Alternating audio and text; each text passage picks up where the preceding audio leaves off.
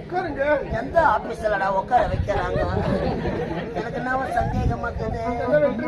எனக்கு ஒரு சந்தேகம். என்ன சந்தேகம்? கரண்ட் ஆபீஸ்ல ஹெல்ப்பருங்க ஆம்பளைங்க இருப்பாங்க. சரி. மடமடன்னு கம்பை ஏறுவாங்க.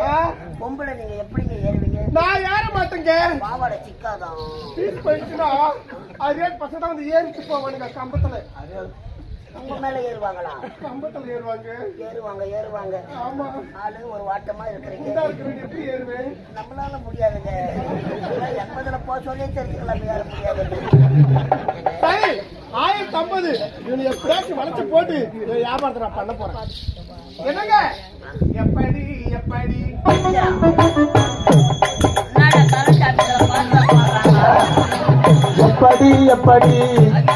நீ சமைஞ்சது அப்ப